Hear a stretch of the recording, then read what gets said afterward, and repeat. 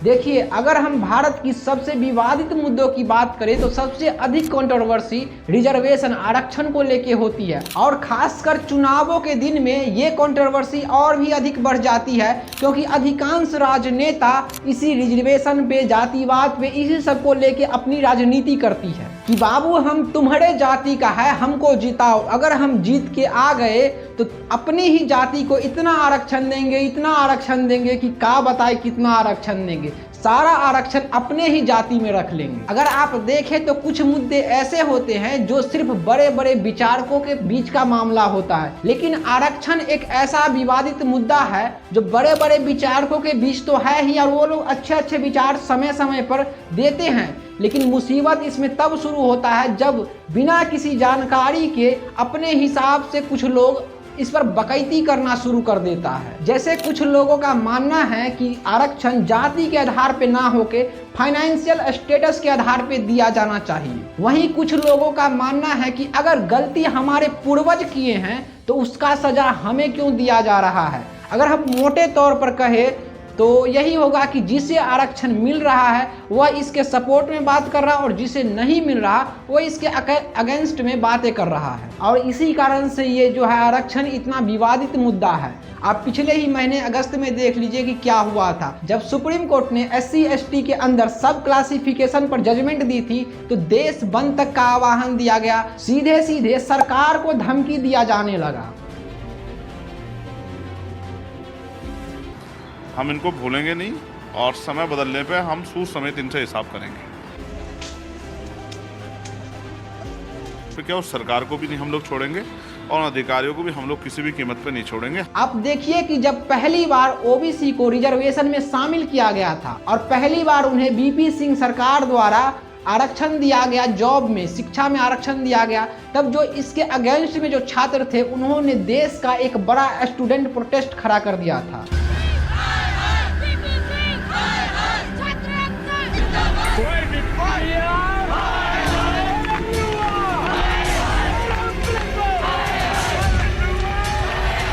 कलम चलाना छोड़ दिया, बंदूक चलाना सीखेंगे। और इस आरक्षण के खिलाफ हुए प्रोटेस्ट में पूरे देश के कोने कोने से लगभग 150 से 200 स्टूडेंट ने अपने बॉडी में आग लगा लिया था, जिसमें से 73 स्टूडेंट की डेथ हो गई थी। और इस सब से आप ये अंदाजा लगा सकते हैं कि ये टॉपिक कितना ज़्यादा विवाद से भरा हुआ है। तो आज इस वीडियो में हम सिर्फ तर्क और तथ्य के आधार पे बात करेंगे, किसी एक माइंडसेट के आधार पे नहीं। जब भी हम आरक्षण की बात करते हैं या आरक्षण के आलोचक एक बड़ा ही प्यारा तर्क देते हैं कि आरक्षण अपने आप में ही एक डिस्क्रिमिनेशन टूल है, यानी कि भेदभाव है और ये संविधान के द्वारा दिए गए समानता के अधिकार का उल्लंघन करता है। एक हद तक आपको भी लगेगा कि हाँ, जो आरक्षण है ये समानता को नहीं मान रहा है, जबकि आर्टिकल 14 कहता है कि भारत के सभी व्यक्ति को विधि के समक्ष समानता और विधि का समान संरक्षण है, यानी कि कानून सबके लिए एक समान है, बराबर है। किसी के भी साथ, भारत में जो भी व्यक्ति हैं जो भारत के वासी हैं उनमें किसी के भी साथ मूल वंश, जाति, धर्म या जन्म स्थान के आधार पर भेदभाव नहीं किया जा सकता है। जबकि रिजर्वेशन में जाति के आधार पर भेदभाव दिखता है। ऊंची जाति को बिल्कुल दिया ही नहीं जा रहा है, मध्यम वर्ग को थोड़ा दिया जा रहा है, जो सबसे लोअर कास्ट है उसे अधिक दिया जा रहा है। तो ये एक तरफ से डिस्क्रिमिनेशन टूल ही हुआ। लेकिन हर चीज के दो पहलू होते हैं, एक निगेटिव और एक पॉजिटिव। कहते हैं ना कि कोई भी बात है तो उसका दो मतलब निकलता है, एक जो है पॉजिटिव थिंकिंग और एक निगेटिव थिंकिंग। तो उसी प्रकार हर चीज में है, जैसे कोई भी चीज आपके लिए जितना ही लाभदायक है तो थोड़ा सा हानिकारक भी होता है, और जो हानिकारक है वो कुछ मामले में लाभदायक भी होता है। आज पूरी दुनिया जानती है कि परमाणु बम कितना खतरनाक है। अगर गलती से अपने ही देश में फट जाए तो देश में कितना नुकसान फैलाएगा, नुकसान करेगा, या हो सकता है कि अगर छोटा देश है और बड़ा बम तो देश का नामो निशान खत्म कर देगा। लेकिन फिर भी कई कंट्री अभी जो है परमाणु संपन्न है और वर्ल्ड का हर देश चाहता है कि वो परमाणु संपन्न बने ताकि कोई भी देश उसे आंख ना दिखा सके। इसी प्रकार भेदभाव को भी दो पार्टों में डिवाइड किया गया है, पहला एक्सप्लोटेटिव डिस्क्रिमिनेशन और दूसरा प्रोटेक्टिव डिस्क्रिमिनेशन। इसे समझने के लिए आपको मैं एक उदाहरण देता हूँ। आप अपने बचपन का दिन याद कीजिए, हर घर घर की कहानी है। तो ये याद होगा कि जब हमारे बड़े बुजुर्ग, घर के जो परिवार में बड़े बुजुर्ग हुआ करते थे, जैसे दादा दादी, नाना नानी, वो लोग कहा करते थे कि झूठ बोलना पाप है, नदी किनारे सांप है। इसके पीछे का उद्देश्य एक ही होता था कि हम झूठ ना बोले किसी भी परिस्थिति में। लेकिन वही बड़े बुजुर्ग लोग बाद में ये कहा करते थे कि झूठ भी बोलो पर परिस्थिति के अनुसार, मतलब डिपेंड करता है कि समय कैसा है, कहाँ झूठ बोलना चाहिए, कहाँ नहीं बोलना चाहिए। वो बड़ी अच्छा तर्क दिया करते थे कि अगर तुम्हारे एक झूठ से किसी निर्दोष या अच्छे व्यक्ति की जान बच जाता है तो झूठ बोल लेना चाहिए, और वही झूठ बोलने से किसी दोषी या जो बुरे व्यक्ति हैं उनको सजा मिलती है तो वहाँ भी झूठ बोल लो। इसी प्रकार भेदभाव भी कहता है कि अगर तुम किसी का शोषण करने के लिए भेदभाव करते हो, जैसे अंग्रेज हमारा शोषण किया था, राजाओं महाराजा के समय में नीची जाति को ऊंची जाति द्वारा शोषित किया गया था। तो ये जो भेदभाव है यही होता है एक्सप्लोटेटिव डिस्क्रिमिनेशन, यानी कि शोषणकारी भेदभाव। और जब किसी शोषित व्यक्ति को बचाने के लिए भेदभाव करते हैं, किसी शोषित पीड़ित को सुरक्षा देने के लिए हम अगर भेदभाव करते हैं तो वो प्रोटेक्टिव डिस्क्रिमिनेशन होता है, और आरक्षण इसी के अंतर्गत आता है। जैसे कि देखिए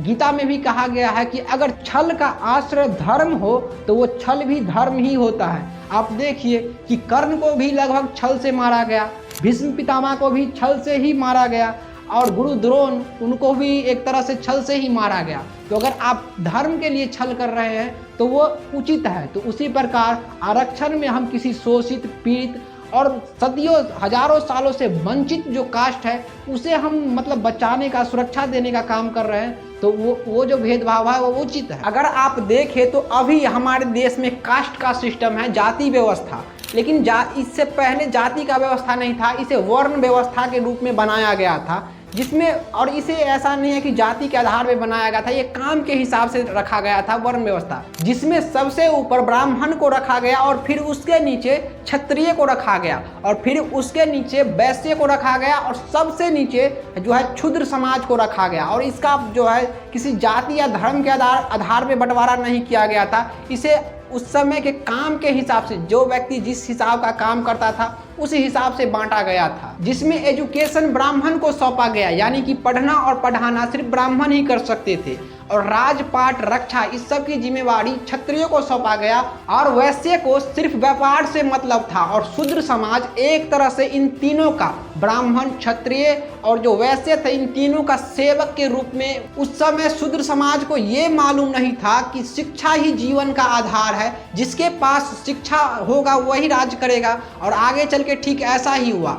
जिसके पास शिक्षा और राजपाट था वो समय के साथ आगे बढ़ता चला गया और अपने हिसाब से लॉ एंड ऑर्डर बनाता चला गया, और धीरे धीरे ये वर्ण व्यवस्था, जिसे सिर्फ कर्म के हिसाब से बनाया गया था, यानी कि जो जिस प्रकार का काम करता है उस हिसाब से बांटा गया था, ये पूरी तरह से एक भेदभाव में बदल चुका था। और हुआ वैसा ही, अपर क्लास जो शिक्षित थे वो ऐसा लॉ एंड ऑर्डर बनाया जिससे लोअर क्लास का सिर्फ शोषण ही किया गया। अभी राज्य द्वारा मात्र कुछ % आरक्षण जो है लोअर क्लास को दिया जाता है, वो भी किस में, शिक्षा, जॉब और राजनीति में, जबकि हजारों सालों से अपर कास्ट के पास हर एक चीज में 100% आरक्षण था। आप देखें कि हजारों साल तक लोअर क्लास को शिक्षा से दूर रखा गया, वास्तव में इनसे एजुकेशनल राइट छीना गया था। इन्हें जहां अपर क्लास का उठना बैठना था वहां इनका जाना वर्जित था। ये मंदिर में प्रवेश नहीं कर सकते थे, क्योंकि अगर ये मंदिर में जाते तो अपर कास्ट वाले के भगवान मंदिर छोड़ के भाग जाता या जो है मंदिर अछूत हो जाता। इन्हें सड़क पर चलना तक अलाउ नहीं था। अगर ये सड़क के अलावे किसी और रास्ते से भी जाते तो इन्हें अपने कमर में यहाँ पे एक तार के छज्जे टाइप से झाड़ू कह लीजिए या किसी पेड़ का डाली या तार का छज्जा जो भी हो उस टाइप से बांध के चलना पड़ता था कि अगर ये जाए तो इसके पैरों का निशान भी मिटे, यानी कि भूमि पर इनके पैर तक का निशान अपर कास्ट वाले को नहीं भाता था। इनको गले में एक कुल्हड़ टांग के चलना पड़ता था ताकि अगर ये थूके तो उस कुल्हड़ में थूके, अगर ये भूमि पे थूकते तो वो भूमि अशुद्ध हो जाता। इन्हें कुएं से पानी लेना तो छोड़ दीजिए, कुएं के आसपास भटकना तक जो है अपर कास्ट वाले को मंजूर नहीं था।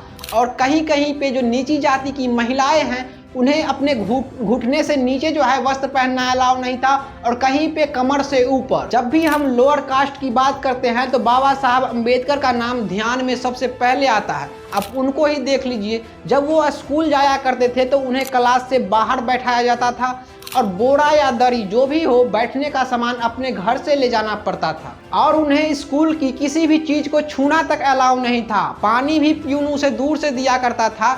बाबा साहब खुद अपने आत्मकथा में लिखे हैं कि नो प्यून नो वाटर, यानी कि जिस दिन स्कूल के चपरासी किसी वजह से छुट्टी पर है तो बाबा साहब को उस दिन पानी नहीं दिया जाता था। जब बाबा साहब स्कूल से 4वीं क्लास पास किए थे तो उनका जो समुदाय था महाड़, उनमें उत्सव मनाया गया था, क्योंकि 4वीं क्लास उत्तीर्ण करने के साथ ही भीमराव अंबेडकर अपने समुदाय के सबसे अधिक शिक्षित व्यक्ति बन चुके थे। और अंबेडकर जी ही क्यों, लोअर कास्ट पे किस हद तक जो है अन्याय किया जा सकता है उसका तो वैसे भी हजारों उदाहरण है, लेकिन एक सटीक उदाहरण है त्रावणकोर। त्रावणकोर की महिला, केरल का एक छोटा सा इलाका, वहाँ नीची जाति के महिलाओं को अपने कमर से ऊपर वस्त्र पहनना अलाउ नहीं था, यानी कि किसी भी परिस्थिति में वहाँ की जो महिला है वो अपने स्तन को, छाती को नहीं ढक सकती है, चाहे वो बाजार में जाए, किसी पब्लिक प्लेस में जाए या कहीं भी जाए तो उसे स्तन ढकना अलाउ नहीं था। और अगर कोई महिला अपने कमर से ऊपर वस्त्र पहनना चाहती थी तो उसे एक टैक्स जो है, राजा को एक टैक्स देना पड़ता था जिसे ब्रेस्ट टैक्स के नाम से जाना गया। इस टैक्स से परेशान होके त्रावणकोर की एक महिला एजवा जाति की थी जिसे नांगेली, नांगेली का नाम आपने इतिहास में सुना होगा। नांगेली इस टैक्स का विरोध करती है और ऐसा करने पे जो है राजा के जो टैक्स वसूलने वाले अधिकारी थे उन्होंने इसे बहुत टॉर्चर किया कि आप टैक्स दे दो, और टैक्स ना चुका सकी, जिसके कारण नांगेली अपनी दोनों स्तन काट के जो है उस टैक्स वसूलने वाले जो अधिकारी आए थे उन्हें दे दिया था। और ऐसा करने से नांगेली की जान कुछ समय में ही चला गया। और नांगेली के मौत के बाद जनता में एक आक्रोश फैला और जनता राजा के खिलाफ हो गई, एक तरह से बगावत कर दिया, जिससे भयभीत होकर राजा को जो है उसके दूसरे दिन ही टैक्स माफ करना पड़ा। लेकिन राजा हर एक नीची जाति से टैक्स नहीं हटाया, सिर्फ एक एजवा नाम की जाति जिससे नांगेली आती थी। और इसी त्रावणकोर की एक दूसरी घटना है जहां नाडर समुदाय की 2 महिला बिना टैक्स दिए अपने शरीर की ऊपरी भाग पे वस्त्र पहन ली थी और वस्त्र पहनने के जुर्म में इन दोनों को सजाए मौत दिया गया था। हालांकि फिर नाडर समुदाय ने राजा के खिलाफ बगावत किया और राजा को फिर नाडर समुदाय से टैक्स हटाना पड़ा। ऐसा नहीं था कि राजा जो है हर एक नीची जाति से, नीचे समुदाय से टैक्स हटाता था, जो विद्रोह किया उससे टैक्स हटाया जाता था। तो ये कितनी शर्म की बात है कि सिर्फ एक नीची जाति में पैदा लेने के कारण से हमारा जो समाज है उस समय उसे स्तन तक ढकने का अधिकार नहीं देता था। हमारे समाज ने हजारों साल तक बैकवर्ड क्लास से जो है अपॉर्चुनिटी छीनी है, उन्हें बराबरी का मंच नहीं दिया, जिस कारण से आज वो जो है अपर कास्ट का बराबरी नहीं कर सकता। आप देखो कि एक अपर कास्ट का बच्चा जिनके जो है माता पिता दोनों एजुकेटेड है, वो जानते हैं शिक्षा का महत्व, तो बच्चा को सही समय से जो है पढ़ाना शुरू कर दिया, एक अच्छी स्कूल में डाल दिया, ऊपर से एक ट्यूशन भी लगवा दिया। समय समय पर फैमिली की तरफ से हर एक सुख सुविधा पूरी की जा रही है। मानो उस लड़का को क्रिकेट खेलना है तो फैमिली की तरफ से बैट बॉल पेड ग्लव्स सब जो है उस लड़का को प्रोवाइड करा दिया जाएगा। अगर उसे लैपटॉप में चलाना लैपटॉप चलाना पसंद है तो उसे सही समय पर लैपटॉप भी फैमिली दे देगा। वहीं आप देखें एक गरीब का बच्चा जिनके माता पिता पढ़े नहीं हैं, जिसे पता नहीं है कि शिक्षा क्या है, तो बच्चा को बस वैसे ही पालते जाते हैं। जब बच्चा बड़ा हो जाता है तो किसी सरकारी स्कूल में नाम के लिए नाम लिखा दिया जाता है। ट्यूशन नहीं पढ़ा सकते क्योंकि पैसा नहीं है, और घर से कोई सपोर्ट ना मिलने के कारण उस बच्चा को कभी कभी कमाना भी, थोड़ा बहुत इधर उधर करके कमाना भी पड़ जाता है। मान लो उस बच्चा को क्रिकेट खेलना है तो किसी गली में ना के नुक्कड़ पे खेल लेगा, लैपटॉप चलाना तो छोड़ो कभी छुआ तक नहीं होगा उसने। और अब हम दोनों में कंपैरिजन करें तो सबसे अधिक सक्सेसफुल कौन होगा? सिंपल सी बात है, वही सक्सेसफुल होगा जिसकी हर जरूरत समय के साथ पूरा किया गया है, और इसका कारण एक ही है, फैमिली बैकग्राउंड। और ये फिर इसी प्रकार वंशानुगत चलता चला जाता है, सक्सेसफुल पीढ़ी दर पीढ़ी सक्सेसफुल होता चला जाता है। वहीं एको दूगो अपवाद निकल जाता है जो सक्सेसफुल के पीढ़ी में अनसक्सेसफुल रह जाता है, और वहीं जो अनसक्सेसफुल है वह पीढ़ी दर पीढ़ी इसी स्थिति से जूझता रह जाता है। और इसमें भी कोई एगो दूगो निकल जाएगा तो लोग उसी का उदाहरण देते चला जाता है, जबकि वास्तव में वो पीढ़ी दर पीढ़ी अनसक्सेसफुल ही रह जाता है, और ये एक साइकिल बन जाता है,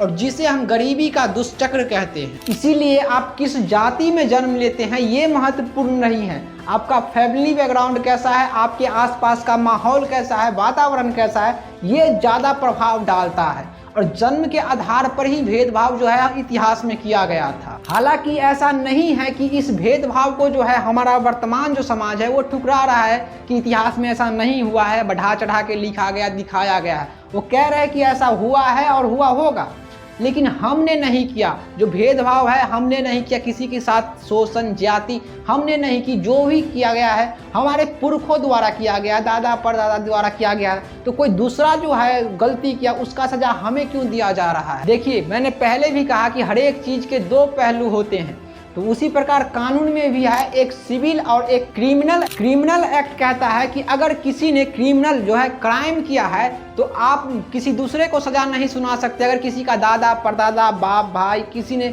दोष किया, किसी की हत्या की, चोरी की, तो ऐसे मामले में आप उसके बच्चे को या किसी दूसरे को सजा नहीं सुना सकते हैं। वो आदमी खत्म, जिसने क्राइम किया वो जीवित है तो सजा दीजिए, अगर वो आदमी नहीं है तो खत्म मामला। लेकिन सिविल मामला ऐसा नहीं कहता है। सिविल मामला कहता है कि आपने अपने पुरखों की जो है संपत्ति ली है, शिक्षा ली है, अच्छा माहौल आपके पुरखों के वजह से ही मिला है, इसीलिए ये एक अन्याय है। आप देखें कि आपके पुरखों ने जो संपत्ति अर्जित किया था वो किस कारण से अर्जित किया था। उनके पास अधिकार ज़्यादा था, वो किसी का शोषण किया, इसलिए आपके पुरखों को संपत्ति अधिक मिला। वो शिक्षा में आगे बढ़ गए, सुविधा में सबसे आगे निकल गए। तो इसीलिए आरक्षण को इसी हिसाब से लाया गया कि जो अन्याय इतिहास में हुआ था उसे ठीक किया जाए। और इतिहास की इसी अन्याय को सुधारने के लिए आरक्षण की व्यवस्था की गई। वहाँ जो नीची जाति का शोषण किया गया था, उसके साथ भेदभाव किया गया था, उनसे सुख सुविधा सब छीन के एक तरह से दासत्व की जिंदगी उससे बिताने में मजबूर किया गया। यही सब को ठीक करने के लिए एक तरह से रिजर्वेशन की व्यवस्था की गई है, और ठीक भी ये इसी प्रकार होगा। हालांकि धीरे धीरे काम कर रहा है, लेकिन रिजर्वेशन टूल जो है इसे लाया ही इसीलिए गया था ताकि उस हुए ऐतिहासिक अन्याय को सुधारा जा सके। हमारे समाज के अभी भी जो राजनेता है वो इसे बार बार अपने वोट बैंक की तरफ प्रयोग करते हैं। जिसे वास्तव में मिलना चाहिए उसे नहीं दिया जा रहा है, और इसके लिए अच्छा कॉन्सेप्ट एक क्रीमी लेयर है। रिजर्वेशन को लिमिट किया जाए और क्रीमी लेयर बना के जिसे ज़रूरी है वास्तव में उसे दिया जाए। लेकिन इसे राजनेता ऐसा होने नहीं देगा। राजनेता आप देखें कि बार बार हमारे संविधान को जो है तोड़ा गया, ममोड़ा गया, और इसमें कई बार अमेंडमेंट किया गया जो रिजर्वेशन इस हिसाब से मिलना चाहिए, इस हिसाब से। लेकिन वास्तव में जिसे ज़रूरी है, एक समाज आप कहते हैं SC ST, लेकिन SC ST में वो समाज जो सबसे पिछड़ा है उसे अधिक मिलना चाहिए। तो इस एक क्रीमी लेयर ला के ही इसको अच्छा किया जा सकता है। वैसे आपको ये वीडियो लंबा हो जाएगा, तो आपको कैसा लगा आप कमेंट करके बताइएगा। मिलेंगे हम किसी अगले वीडियो में, तब तक के लिए जय हिंद।